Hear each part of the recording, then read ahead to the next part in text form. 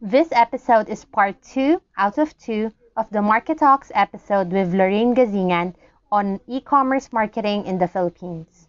Check out the previous episode to hear our previous discussion on the e-commerce landscape of the Philippines.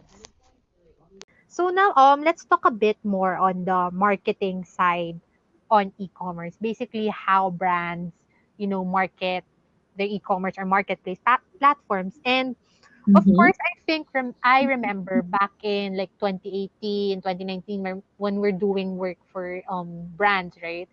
Yeah. Facebook was really king when it comes to converting customers, right? You will have all of these Facebook or Instagram ads and have the link to the website or the e-commerce platform to convert. I'm Yeah. curious to know, like, is it still the same behavior now? I would say it has also changed, although they're really helpful, like having ads on Facebook, having ads on Instagram, and also in Google, but sometimes those are not enough it because your market or your customers, potential customers also can sometimes they're not present on Facebook, sometimes they're not present on Instagram. So I would say the wider the reach that you have, the better. That's why Lazada and Shopee have their own marketing methods wherein they market your brands or they market your products within the platform, and of course in their offsite. So when you say offsite, they can market you in their Lazada Instagram pages or Facebook pages or wherever channel that they're in, right? So when they market your brands within the platform, that of course would also entail cost on the side of the brand, where sometimes it can reach up to hundreds of thousands depending on the marketing package that the brand would avail. But it would be really helpful also for the conversion of sales when it comes to marketing outside the platform and within the platform. Right. Because of course, actually, I'd just like to share with you some insight that I have when it comes to Facebook marketing. Because of course, Yeah, that's one of the things that I have been doing for the longest time. yeah, yeah, Actually, lately, I don't know why, but yeah, for some reason, before, right, when you're creating your audiences on Facebook, you can add their interests. And one of the interests, yeah. of course, you can add is Lazada and Shopee. And now you can't actually add those interests anymore. Oh my So gosh, really? I I know, girl, I know. So That's it's hard for. surprising. So I'm not sure if I think this is a universal thing because basically if I'm Mhm. experiencing it, everyone else or other brands would be experiencing it. Yeah, So of course, having that limitation means you're targeting your ads on Facebook possibly to people who are not interested on Lazada or Shopee or yeah, probably don't yeah, have accounts on these platforms. So that's a tricky yeah, part. Because for me, of course, when you're thinking of your ad spend or marketing spend, right? Ideally you'd spend it on the platform where you can convert the most. And before, I think you and I would agree that of course Facebook is one of the huge contributors to conversion because we're yeah, a Facebook country. We're very big on Facebook and Instagram. But because yeah. of those changes in audience interest, I'm starting to rethink if Mhm. Facebook is, that's why I asked you the question, if Facebook is still relevant. Because other than of course what you mentioned also, like other than what I said about the interest, you also mentioned that even these marketplaces have their On own marketing marketing. strategy. Yeah. Exactly. Yeah. Yeah. Yeah. Actually, just to add as well, I've talked with one of the brands. So they were planning to. They actually did Facebook marketing, but surprisingly, they were banned because of the product. But this product is really relevant. It's legit. It's not rated PG or rated something, diba? Yeah. But it's relevant because of the pandemic. So they're selling masks, but you know, for some weird reason they got banned by Facebook. But on a positive note, I just also want to share with you, since Lazada and Shopee have different marketing packages. So meaning those are paid, right? But there's also marketing that they don't have to pay or something. It's free marketing. And what are the different features that Lazada and Shopee use are the different features are, they can target the customers through messaging them. So in Lazada, we have what we call CM, or customer engagement management, where, as a seller, you can write different messages with different, key messaging, or like the different basically what are the different messages that you want to send to your customers, to your different customers. So of course the customers have different categories. Your customers fall under different categories. They have customers that just follow your store but haven't really purchased, or there are customers that have already added items to your cart. There are also customers that have purchased for the past 90 days. And I would say that's one of the features that Lazada is really helpful for sellers, because aside from being free, they can customize the different customer bucket and customize the different messaging that they want to send to those kinds of customers. So they can send it like, they have a quota, like they can send 2,000, or depending on the brand, if you're a big brand, sometimes you would have a quota of 20,000 messages a day. So imagine if you're a small brand and you want to reach your repeat customers or your new customers, you can actually take advantage of this feature. So aside from the CM feature that you can take advantage of, you can also use the app feed.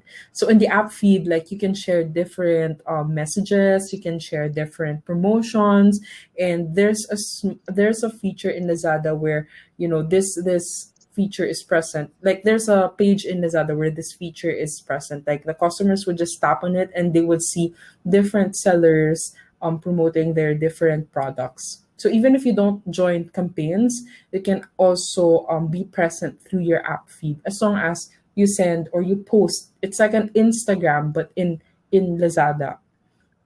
So yeah, that's basically the two features that we have been utilizing to help our brands promote their products to different customers. Right. Yeah. I like that you mentioned like these two marketing methods or strategies. But I think another marketing strategy that I think some brands are applying, I'm not sure if they're still applying now, is of course Google search. And of course, this is something Yeah. that you've done as well before in the past. So I'm curious to know if like same question with Facebook, like how relevant is Google search when it comes to converting for e-commerce? Do you think it's still relevant or not? Because I think I would just share also my experience, or what Yeah. I know at least. Yeah. Because of Yeah. course when you're doing Google search or Google search ads, usually the behavior is these people already have intent to purchase, Hmm. and that's why they're looking for the product, right? Yeah. So I think in the past, yeah, it depends on the product, it depends on the brand, it depends on a lot of different things whether you would succeed on Google search or not. Yeah. So I would just like to like hear your insights on what that is like now, if Google is still relevant or if brands are still applying it. Actually, that's a really good question. As mentioned earlier, in e-commerce, it's rich in data. So sometimes I would check out where the traffic is coming. Like, is it coming from Facebook? Is it coming from outside the platform, or is it coming within the platform? So I would say Google is still quite relevant in tapping your new customers, but it's not as effective, I would say, if you're marketing through Facebook, or if you're marketing through Lazada platform, because we're not really a Google type of economy. Like we're more on, okay, I would search in Facebook about the different products that I'm looking at, or I would directly go to the platform. That's why the platform would give importance in highlighting your brand on the homepage, or highlighting your brand in their campaign pages. So I would say Google is still relevant, but as a brand, I wouldn't really be investing a lot in Google ads. Right. Yeah, I actually agree with you on that because I think, yeah, we mentioned the consumer behavior that, there's intent to purchase, or yeah, we're not really a Google culture or economy. Yeah. But I also think, as we mentioned before, it depends also on your brand Mhm. or your product because basically if let's say you're a fashion brand, by experience for me for fashion brands, Google is not really a good investment, Mm-hmm. simply because when it comes to fashion, it's better to invest on visual platforms like Yeah, Instagram. that's true. That's true. Something that, people would see and would appreciate. And, um, even on Instagram, because for example, if the customers see the different clothes being sold on Instagram, they can directly comment, diba? There's a comment section, and they could directly interact with the seller, ask their questions like, is this size available? It's more convenient for them, to reach out to the seller, because at the end of the day, it's really about customer experience, whether or not they're buying from you, but the kind of experience that they get from their store, that's going to be more valuable, because nowadays we're not just selling the product, we're selling the experience, right? Like how Starbucks is, or when you enter their store and you feel like you're in a whole different, you feel more relaxed, you feel like you're more productive. See, so it's not just their products that are being sold, but really it's about bringing in the customer experience altogether. And I guess that's one of the challenges as well. I just want to add, that's one of the challenges of selling online, because how can online sellers emulate that kind of experience that customers are getting offline? Right? So just want to share, like, for some premium brands, they want to extend the offline experience online through their branding, through their promotions, through even the smallest things like the packaging. Like, of course, some of the sellers would, go for the usual bubble wrap and then box it using the Lazada box or the Shopee box. But I would say for other brands, like the premium beauty brands, they would, customize the packaging so that customers would feel like, oh, I'm really buying products from a premium and legit brand, something like that. Of course, yeah, I agree with you on that because of course in e-commerce, I mean not just e-commerce, but Mhm. even for brick and mortar, Yeah, at the end of the day, it's all about experience also as a brand, the overall experience. And of course, yeah, when it comes to e-commerce, as you mentioned, there are also a lot of facets to consider when it yeah, comes to experience. Other than the experience in shopping through, of course, the online platform, there's also the like once you receive the package yeah. or how the package is wrapped or service, everything, all of these things you have to consider, of course. Yeah, yeah, exactly. And sometimes, because of the pandemic, there's this extra fear, what if I get the COVID from the packaging? I'm not saying that, I mean, it's a possibility. So sometimes the brands would take extra precaution in terms of packaging their products, like making sure that this has been sanitized before it gets to your doorstep. So I watched this video. I think it was a Japanese made video where the woman who was packing the order was demonstrating how she was packing it. And believe me, it was sort of a tedious process, because she would sanitize her hands, and then she wears the gloves, and then she sanitizes again, and then she would also sanitize the packaging, the wraps and whatnot. And then she would put the products inside, sanitize it again, and then wrap it with a bubble wrap and other layers of wrapping paper, and then sanitize it again. So, the pandemic has really changed, even not just the behavior of the customers, but also the behavior of each of the stakeholders in the supply side. So you have the packaging or the supply chain, and of course behavior of how the brands are selling their products online. Right, right. Yeah, I like that you mentioned that. And of course, I actually have another question, Mhm. which is marketing Okay. related. And of course, in the past few years, YouTube has started to pick up and grow Yeah. as like a platform. And also now we have TikTok. Yeah. So, do you have any insights when it comes to how like basically these platforms convert customers? Like I think for YouTube they have experience, or I think so far they're already successful, like some content creators are able to really convert Yeah. Yeah. people to purchase online. But I'm curious if in TikTok, if you see some brands or some businesses doing this, or is it already relevant for e-commerce people to invest in TikTok ads, something like that?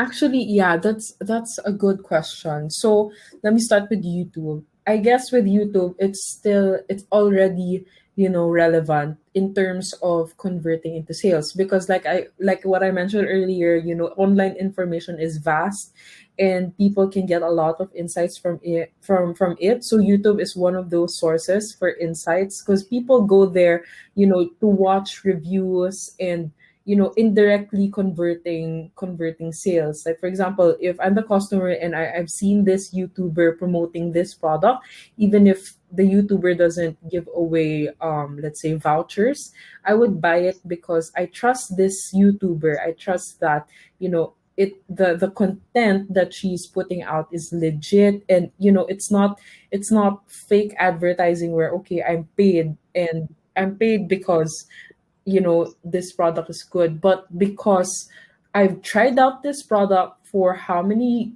days or months now, and I can attest to the effectivity and the beauty of this product. So I would say YouTube is also one. And, right now we also have TikTok, where people are flocking to TikTok to produce different kinds of content.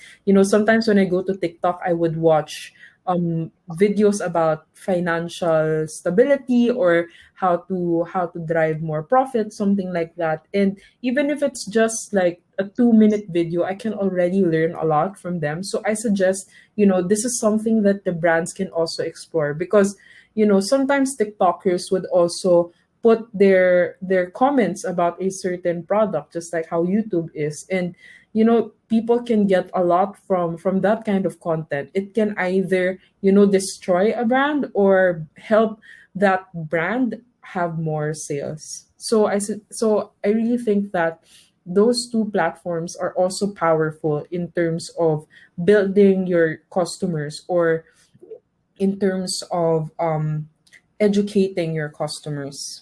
But of course, I think ultimately, when we look at all of these platforms like Facebook, Google, YouTube, TikTok, and even the Shopee or Lazada ads, I think to also go back to what we have discussed, and also this is something that Paolo mentioned Yeah, in our influencer marketing episode. If you guys haven't heard that, you can also check that out. That at the end of the day, you need to evaluate what your brand is and who your target yeah, audience is, because it's not one formula does not apply to yeah. everyone. I agree. I agree. Like, yeah, diba? Basically, it depends on your brand, depends on your audience. Maybe you're not relevant in TikTok. Maybe you're not relevant in YouTube or Facebook, but you're relevant in Google, or, really, at the end of the day, you have to evaluate all of these things, and you can't just go do marketing in a platform just because it's Yeah, big. At the end of the yeah, day, yeah, you really need to think about your audience, your customers, wherever they are, and that's where you should be. yeah. I agree. Yeah, So of course, yeah, and of course to add, I think you mentioned this earlier, like the Lazada and Shopee ads that basically these platforms have, or ads basically wherein sellers can, or brands usually can buy marketing packages or can do ads like for keyword yeah. ads or even product ads or even shop Mm-hmm. ads. But I think I'd also like to add a sentiment to that, because of course we looked at it at the brand Yeah. side. I would also just like to share a sentiment for people who have small businesses or Mhm. just starting online, or maybe are not like us, who have an idea on what the e-commerce landscape Yeah, is like. Um, yeah. at the end of the day, I'd like to, as I mentioned, remind you to just really evaluate where your business is, what your brand is, who your target audience is, because sometimes it's not wise to invest in all of these platforms, even in Shopee and Lazada Yeah, ads. Just to share with you, yeah, Lors, yeah. my experience, or personally, I think for small businesses, you shouldn't invest yet on Shopee or Lazada Mhm. ads, especially because your budget may be Yeah, limited, yeah, right? I agree. And you would rather use that budget to, on other investments that you think would be more effective for your brand. Yeah, Mhm. exactly, exactly. Just to remind everyone that just because Lors and I said that this works, that doesn't mean you have to apply it. Of course, I remind everyone, and I Mhm. think this is really the best like for a business or even Mhm. marketing perspective. Really, really do research and evaluate everything before you jump in. Otherwise, you may just be, of course, wasting money. Yeah. Yeah, I agree with you, but to be honest, doing marketing, yeah, I agree that it's not a one size fits all. And that's where the challenges arise, because you really have to do experimenting. Like, there are some cases where you don't think, like, in the first place you wouldn't think that your ads would work on this channel, but when you tried it out, okay, it works. So it's really a trial and error. It's going to be an expensive, kind of investment, because at first you don't know where your ads are going to work, or who you might target, right? Or what kind of customers are there in that platform that potentially would go to your store and buy your product. So it's really a trial and error thing. Yeah, exactly, exactly. Because I also, I mean, for me, before I'm doing it for Yeah. brands, but now I'm also doing it a bit for myself because of my small business. And yeah, I did notice that Shopee ads work, but it's an expensive investment Yeah. for a Yeah, small I business. agree. Like I you get agree. more bang for your buck if you do it on Facebook. But of course, consumer behavior is constantly changing, and these platforms are also changing the way they do marketing or Yeah. ads. So it's really a trial and error. And like we said, the industry is growing, it's changing. So it's really you have to monitor all of these things. It's a constant Yeah. learning But you know what I experience. like about the online space is that you're free to actually do anything that you think would work. Like, for example, sometimes, diba, when we talk about digital marketing, it's more on, doing organic posts or doing paid ads. But, you know, on another perspective, going online and being a seller online gives you that opportunity to create your small activities, or to create your own activities. Like, for example, if you're a seller and you want to do a product launch, you can actually do like a mini campaign of yours to help promote your brands. Or, during the gifting season, like, you can have a campaign where you do some gifting campaigns, where you help people send gifts to their loved ones. Meaning, as in, like, when we say gifts, like, the packaging is really good, like, it's in accordance to the season, it's in accordance with the season, like, the recipient would receive it as a gift, it's well wrapped and something like that. So the creativity is there, like, you can do whatever you want, of course, within the limits of the laws, right? Yeah, Yeah. basically that's one of the advantages. Like, if you don't want to spend on marketing, maybe you can design your own store to attract more of your customers, and through your Facebook page or your other social media pages, you can also have the same design, where it's gonna attract a lot of customers to your store. So basically, the design that you have in your online store and the design that you have in Facebook, let's say, are aligned. And because of that kind of marketing, it helps you build this certain image to your customers, and it also helps build a brand retention to your customers. Like, when they see this kind of design, I think of this brand, something like that. So, you know the online space is really your playground as a seller. Like, you cannot just limit yourself with paid ads and whatnot. It really entails you to be a lot more creative, and think outside the box. Yeah, I like that you mentioned that, because that's very true that there's a lot of experimentation Yeah. that you can do, simply because also there's a lot of innovation also Yeah, happening exactly. Yeah. in platforms, right? Yeah. So of course now we talked about the past and the present of e-commerce. So I'd also like to ask your insight on what do you think now is next for e-commerce, or where do you see e-commerce going here in the Actually, I Philippines? believe that e-commerce is gonna get bigger and bigger here in the Philippines. Like, I read this article from eMarketer that, not just in the Philippines, but global e-commerce is gonna be valued at 4.9 trillion dollars in 2021. And of course, looking at the Philippines point of view, I believe it will grow to like billions of dollars, because of the pandemic as well. But e-commerce has to catch up with the demand. Like it has to continuously address the different pain points of sellers and the different pain points of the customers. Like what are those pain points? Of course, there's still that reluctance from other customers because we would want to bring all of the customers, right, to buy online. So what's the main pain point of those customers going to the online world? And that is, I believe, is trust. So trust that the seller is authentic, legit. Trust in the payment gateways. Like, of course, when you pay for something, you expect that that good or service will be provided, right? So yeah. And you know e-commerce also has to bring in a lot of innovations, especially the some of the brick and mortars are already shutting down. So the challenge now for e-commerce is how to bring that offline experience to the online world, right? And how to grow from there as well.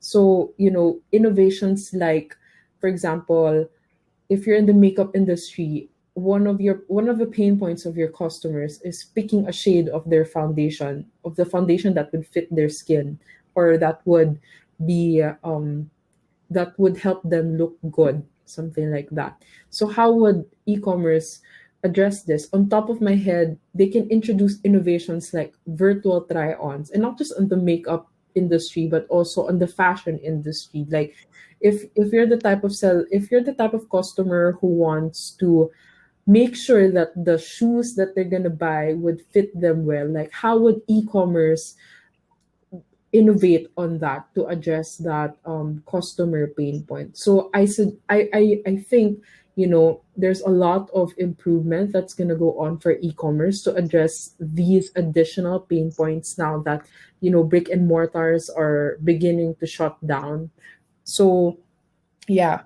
And for the pain points of the sellers, they also have to strengthen and build their brand image online. So for e-commerce, how would they continuously help those sellers to rise above their competitors? And how would the e-commerce platforms, or basically e-commerce, help these brands understand the motivation of their customers in buying? So that's where the different innovations can apply, right? So I would say it would really grow big.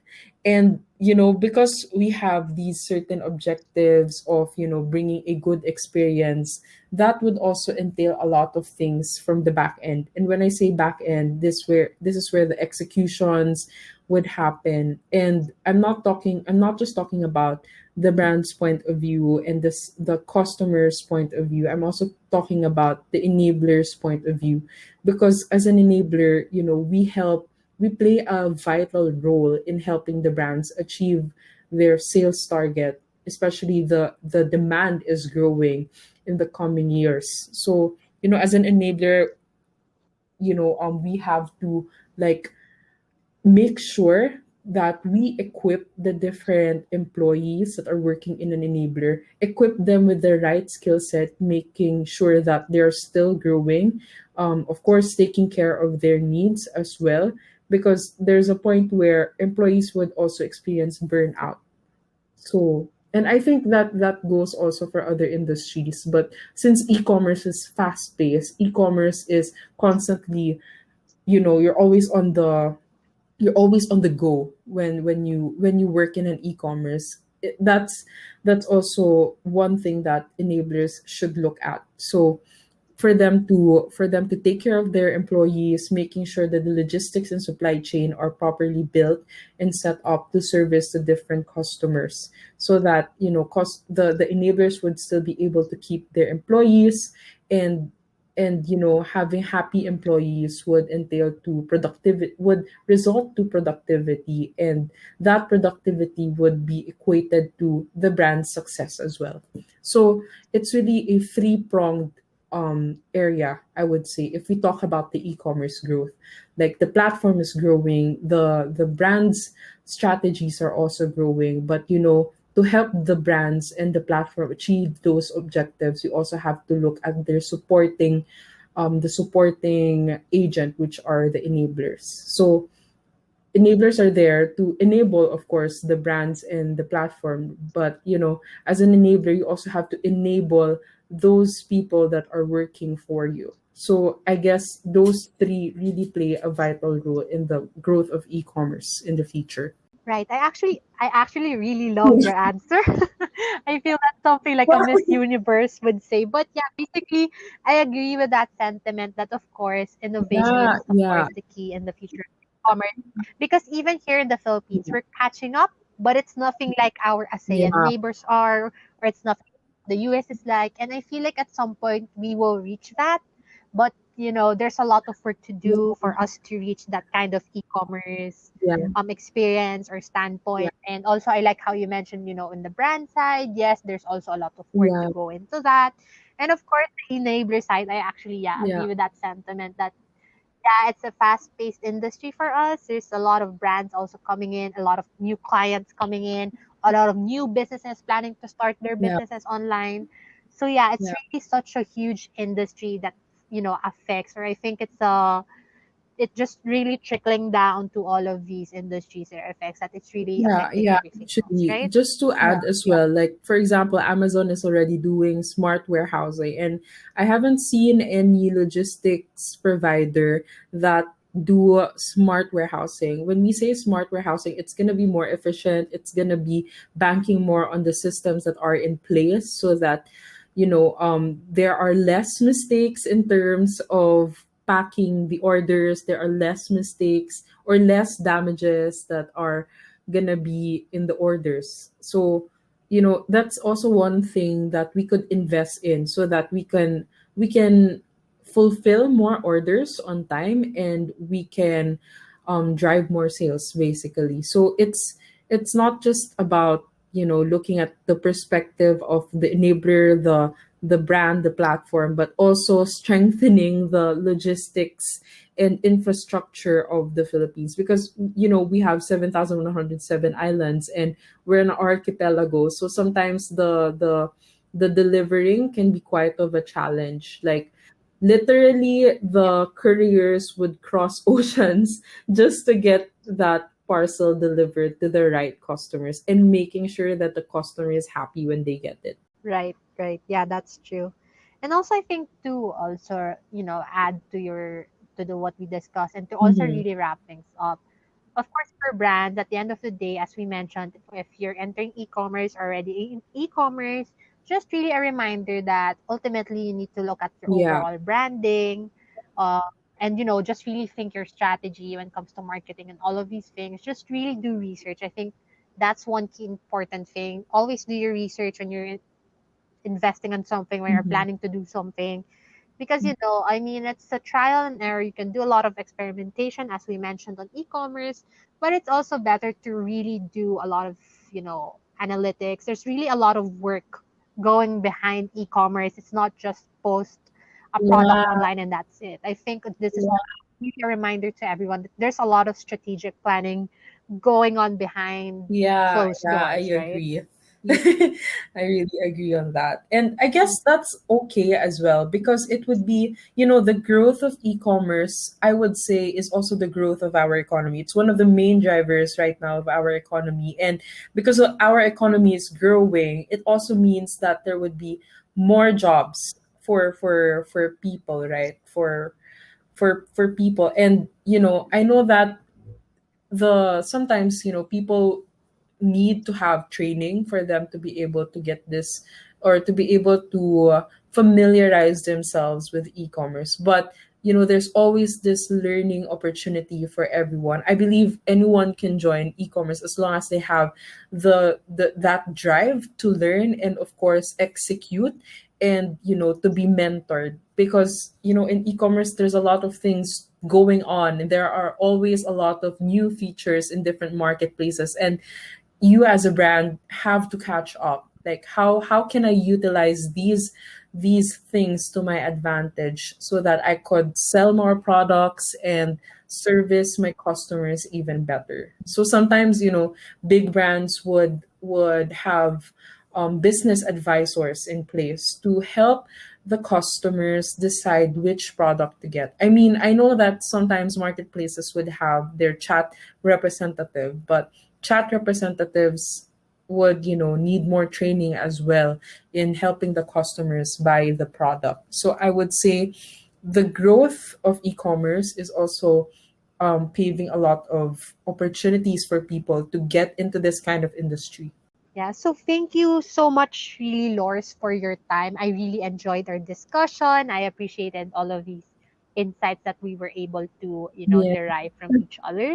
So if you are looking for an e-commerce enabler here in the Philippines, do hit Lors up. I mean, by work experience, I will assure you, you are in Thank good you. Thank hands. you so much, Jamie, for this opportunity. I love talking about my experience because I hope that it would pave some paths for people who are also interested in e-commerce. And if you have questions, I could also help you answer them. Just message me or anything. But thank you so much, Jamie, for this opportunity. And I love that you're doing this channel for for people, because this is also a learning opportunity for us. Right, yeah. So yeah, you guys heard her. You can message her. Well, actually Yeah. you can message me as well. I also do share my insights, and thank you again, Lors. If you enjoyed our discussion, make sure to please follow the podcast so that you get notified on the latest uploads. As I mentioned, if you want to share your thoughts, suggest topics, or collaborate, you can visit me at our socials at the Gen Z Marketer Podcast on Facebook, at Gen Z MKT on Instagram, and at anchor.fm/Gen Z MKT. And this concludes part 2 of the Market Talks episode with Lorraine Gazzingan on e-commerce marketing in the Philippines. Check out the previous episode to hear our first discussion on e-commerce in the Philippines.